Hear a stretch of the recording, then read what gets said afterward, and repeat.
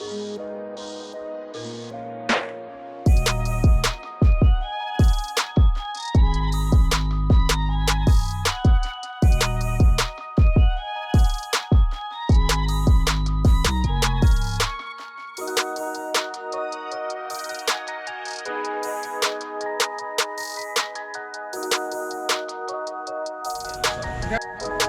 what's going on everybody? My name is Mike and I got Miguel right over here. Welcome back to AHC Garage, another episode on our channel. Today we have Miguel's 2000 Honda Civic Si. We got some goodie from RunHard Industries. But before we do that, Miguel's gonna tell us a little bit about his car. Alright Miguel, tell me a little bit more about your Civic EM1. Alright, so this is a 2000 SI, like Mike mentioned before, and it is my baby. I love this car. I've owned it since '02. I am the second owner of this car, and I daily drove that car from '02 up till about a year and a half ago. So we've had some history, man. You know, it's had a motor swap, it's got a Type R swap in it, and you know, I've just refreshed this car from what it was and kept it alive. And you know, this is another upgrade we're getting ready to do today to it. So we're gonna bring this to you guys, and hopefully you enjoy the next mod. So let's take a closer look at the engine bay, and beautiful valve covers. You got the coil setup. Tell me a little bit more about the motor setup here. So the block is a USDM ITR stock. Transmission is an ITR stock as well too. The head's built, it's got cam springs, retainers, intake manifold, makes 200 to the wheels. You know, it's not your race car or whatever, but it's fun on the street, and I get to bully traffic a little bit, you know. So it's perfect for me, man. I love driving this car now that it's not a daily anymore. I really, when I get into this thing, man, it's just smile from ear to ear. Love the fact that it's a daily driver and it's air conditioning, correct? Oh yeah, oh, AC is a must. AC is a must. When all the mods went, everything was geared around AC. So up until what, a year and a half ago, you got another daily. What do you drive now? I drive a 98 CL, an older classic as well too. Is it manual or automatic? It's automatic, and you know, I'm starting to fall in love with that car too, man. It's just so cool. It's a different style of driving. You know, I'm more relaxed, you know. Driving this car, I was sort of a prisoner to it. You know, I couldn't leave it at the mall or just turn my back at it. So now I'm a little bit more comfortable going places and leaving the CL, you know. So, you know, we've had our journey, man, and we're on to the next mod. All right, guys, so we have seen the engine bay. What do we have on the interior, Miguel? Well, the interior I kept pretty much stock as I could keep it. Few little upgrades, you know, shifter. Of course, this has to do with some performance stuff, you know, so. What shifter is that? This is the K-Tune. It's a K-Tune shifter. It's the adjustable one. At first, I wasn't crazy about it, but after adjusting it, I realized that it gave me the ability to work the shifter without reaching for it, still keeping it a short throw. Everything else is pretty stock. I did a quick release, but everything else is stock. Upgraded the radio, you know, and for its age, I had to redo the headliner. Looking for these. So, you know, things are getting discontinued for these babies now. Oh, so those things are coming for us. I got you a set coming. Oh, man. Oh, got you a set coming. That's cool. And one thing I do see, you got a pretty cool cluster right over there. Yeah. It's a SI cluster. So I did have a CTR in here, but, you know, that was cool. I wanted to go back to the SI, keep my miles per hour and things like that. So, yeah, man, this is it for the interior. So let's take a look under the vehicle.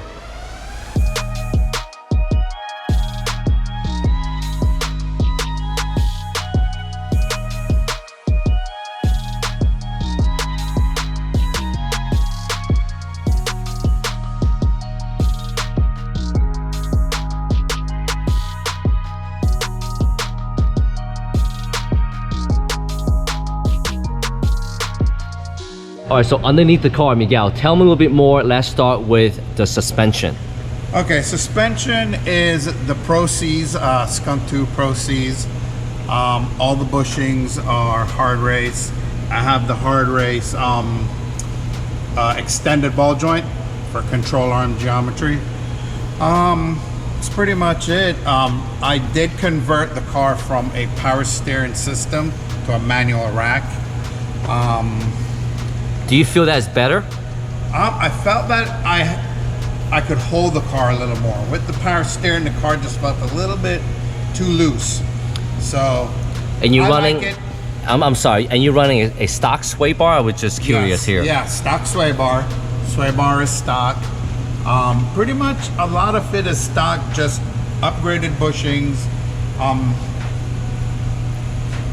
The struts. I just redid all the brakes, new braided, steel braided brake lines. So that's pretty much, you know, the gist of it. I wanted to just keep the car pretty much stock. I didn't want to pull it up too much, you know. So start off from the back, moving to the back. You got what exhaust system is this again? This exhaust is actually a Greddy, but over through the years it's been pieced together. This was on a hatch. I just kept all the mandrel pieces is what I really kept. It's a Greddy SP2 on the rear section. This is going to be a whole nother project to come. So now the rear suspension, I see a lot of shiny stuff up here. Talk to me a little bit more about that. So the rear suspension I actually got from a friend of mine that upgraded his setup. And I mean, they're aluminum lower control arms. They have some hardened bushings in them.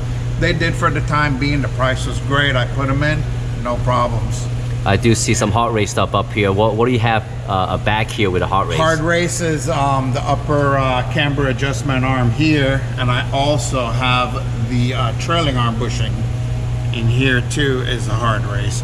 Great upgrade, by the way. This really makes the rear feel solid, you know, along with the turns of the car. I feel like those compliant bushing, they just matter of time before they go bad, huh? Oh, for sure, absolutely. And it makes the car feel kind of wonky in the back, you know. This really puts it all together, you know.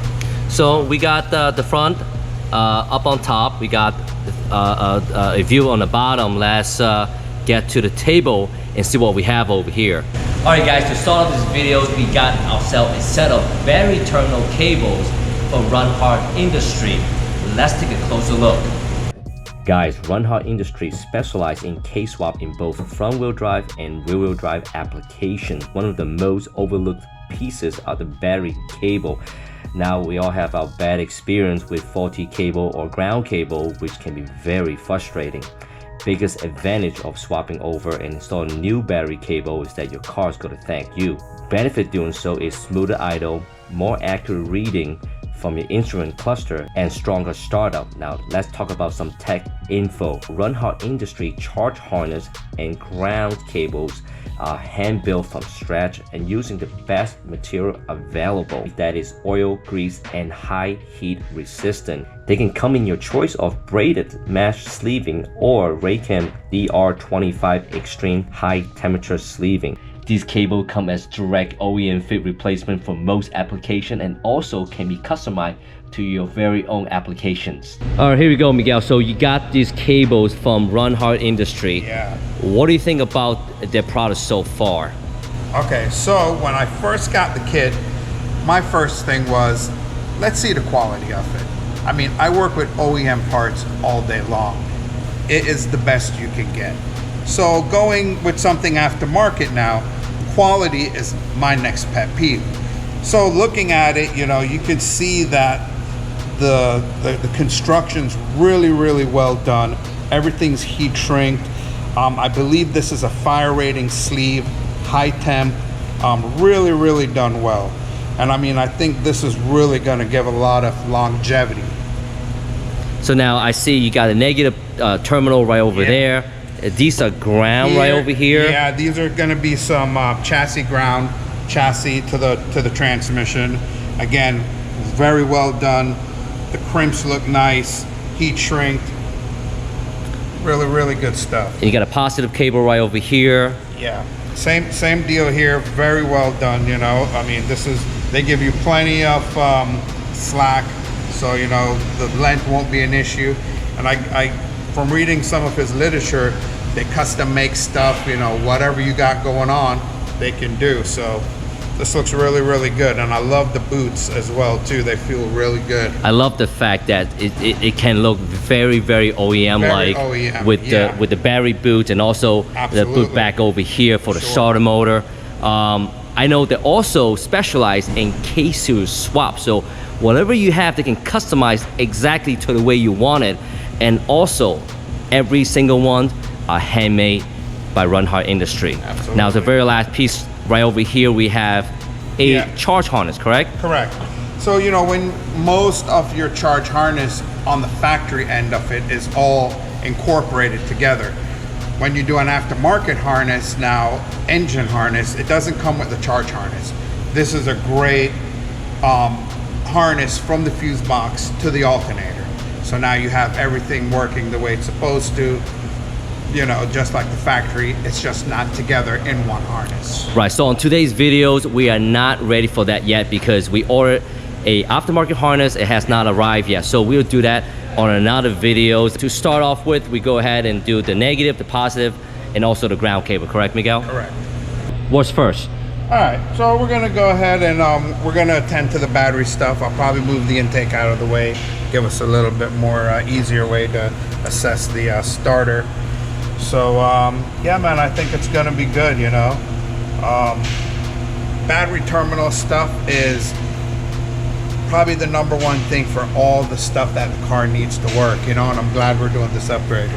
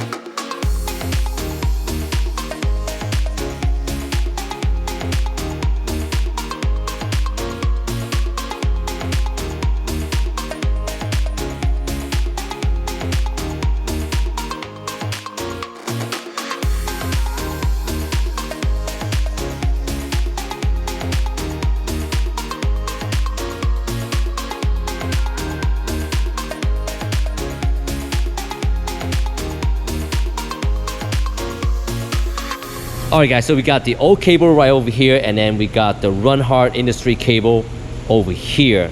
Miguel, tell me a little bit more between the two.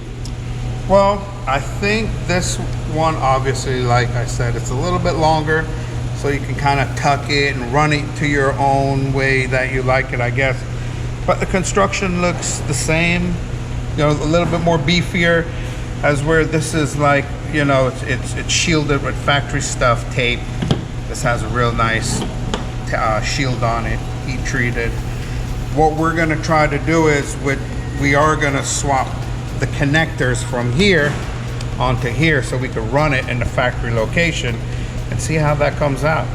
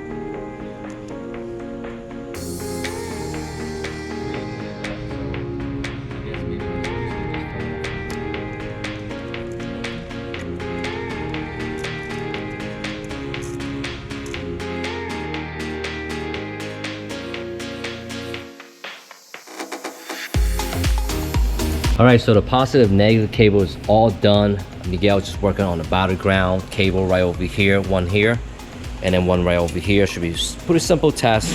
A couple of bolts or nuts here should come right off. Let's take a look.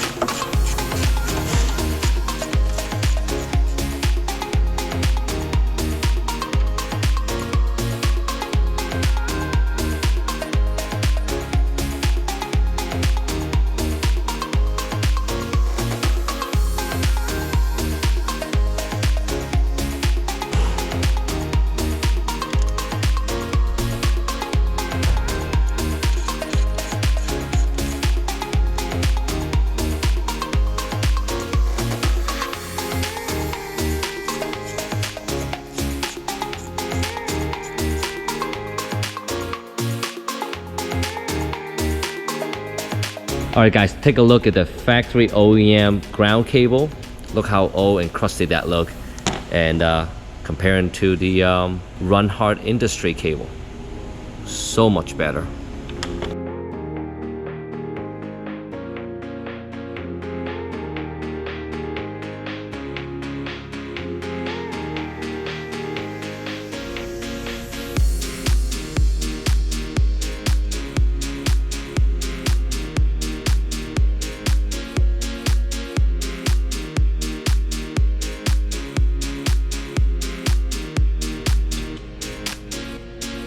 All right, just like that, the cable kit is all done. What is your impression, Miguel? I really like how it came out, man. I think that looks pretty cool. Aftermarket, but still has, if you don't really look too hard, you know, it kind of still looks kind of OE, you know? And I like the fact that you pointed out that we took the mounting points off the original one and we were able to run it the same way. So that looks pretty cool, man. But I like it. It installed easy. It fit the battery really, really good. So I give it a 10 out of 10, man. Guys, there you have it. RunHard Industries with the battery terminal kit fit really, really nice under the hood on Miguel's EM1 engine bay. Now, if you have any questions, definitely reach out to them through Instagram, RunHard_Industry. We put a link in the description in case you guys want to reach them out. They have complete lineup from OEM to full customized application for your specific car. If you guys like what you see, make sure you hit the subscribe button and share this video with your friends and family. As always, thank you so much for watching. We hope to see you guys on the next one.